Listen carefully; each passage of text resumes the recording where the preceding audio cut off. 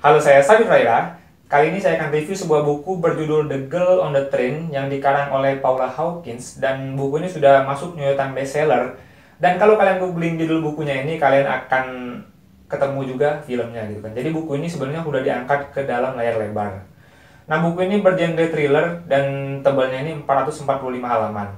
Jadi buku ini menceritakan seorang gadis gitu kan yang merupakan seorang pecandu alkohol. Jadi saking kecanduannya dia dengan alkohol itu, dia ini sampai-sampai sering kehilangan memori. Maksudnya kehilangan memori itu seperti ini. Jadi misalnya dia hari ini, pagi ini saya bangun gitu kan. Jadi saya lupa apa yang dia lakukan di malam tadi gitu kan, malam hari kemarin. Walaupun dia lagi mabuk atau enggak, dia lupa pokoknya dia ngapain sih kemarin malam gitu kan. Dia sering lupa, dan itu benar-benar lupa benar. Dia susah banget untuk ingatnya. Dan itu sering terjadi. Nah, jadi pada intinya si cewek ini gitu kan, si cewek yang canduan alkohol ini, dia ini pernah tinggal di suatu rumah dengan suaminya. Tapi akhirnya dia memutuskan pindah. Dia tinggal di rumah ini, rumahnya itu letaknya di pinggir rel kereta api. Jadi kalau kereta lewat dia bisa lihat itu kereta api lewat. Nah, akhirnya dia memutuskan pindah gitu kan dari rumah itu dikarenakan suatu hal gitu. Tapi dia itu setiap pergi kerja dia selalu naik kereta, dia tuh bisa ngeliat rumah dia itu, sehingga dia itu selalu ngeliatin banget rumahnya itu. Tetapi dia juga biasanya melihat sebuah rumah yang lainnya gitu kan, rumah yang terletak dekat banget dengan rumah dia tadi, dengan bekas rumah dia tadi gitu kan, yang mungkin letaknya 3 atau 2 rumah gitu kan. Dimana rumah itu dia senang banget ngeliatinnya karena di rumah itu ada sepasang suami istri gitu kan, yang dianggap ideal dan serasi banget gitu kan, yang cewek katanya cakep, yang cowok tuh ganteng gitu kan, dan mereka tuh dia lihat cocok banget dan serasi banget untuk menjadi pasangan. Jadi dia tuh setiap hari kalau lewat ngeliatin lah tuh si pasangan pagi-pagi lagi minum teh bareng gitu kan, lagi mesra-mesraan, lagi duduk bareng di teras, dia bisa ngeliat itu segala macam. Nah, hingga suatu hari si cewek yang tinggal di rumah yang selalu dilihat tadi, yang kata dia pasangan ideal tadi gitu kan, hilang secara tiba-tiba. Dan ternyata nanti si cewek inilah yang menjadi saksi kunci yang bisa menguak siapa sih yang telah menculik atau menghilangkan yang wanita tadi gitu kan. Jadi dia yang akan mengungkap misteri gimana bisa si cewek itu hilang gitu kan.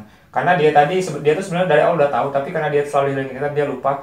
Tetapi akhirnya dia bisa mengingat apa yang dia lihat gitu kan, dan akhirnya dia tahu siapa yang telah menculik wanita yang hilang tersebut tadi gitu.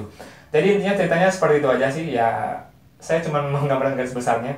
Kalau saya cerita terlalu banyak ya nggak seru dong, saya ngasih bocoran gitu kan.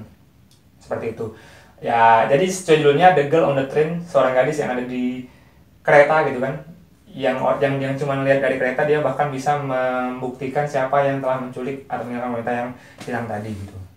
Nah, bukunya sendiri saya terus terang terkait dengan penilaian saya sendiri, bagi saya pribadi saya agak kesulitan baca buku ini karena buku ini ada beberapa karakter sih ya, beberapa karakter, tapi alurnya itu maju mundur gitu kan. Iya, mungkin dia banyak ke flashback gitu kan. Tapi jadi saya agak bingung gitu kan. Karena dia sudut pandang ceritanya itu dari beberapa orang gitu kan, dari si korban, dari dia, dan dari orang-orang lain gitu kan. Sudut pandangnya beda-beda.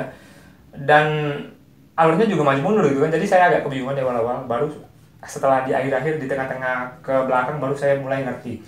Sehingga saya pribadi agak kesulitan sebenarnya memahami buku ini. Nggak tahu apa emang buku thriller agak sulit gitu kan, tapi saya pribadi sulit membaca bukunya. Nah, kalau saya pribadi yang disuruh untuk kasih rating buku ini, saya akan kasih rating bintang 3 dari 5. Ya tadi, karena saya terus terang sulit membacanya, sulit memahaminya di awal-awal, jadi feel-nya kurang dapat bagi diri saya pribadi gitu. Tapi kalau kamu yang membaca, sebenarnya ya saya cukup rekomendasi gitu kan, walaupun nggak rekomendasi banget gitu kan.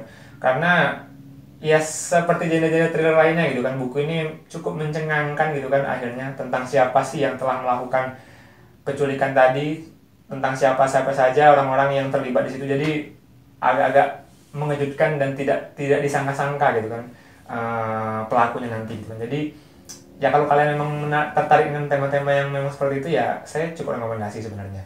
Karena di buku ini si Stephen King aja ngasih komen sih, bukunya bikin dia nggak bisa tidur sepanjang malam. Jadi saya nggak tahu, barangkali saja ada persepsi saya sendiri yang susah mencernanya. Mungkin anda yang senang thriller menikmati sih gitu. Jadi saya cukup rekomendasi untuk kalian yang memang tertarik thriller gitu kan.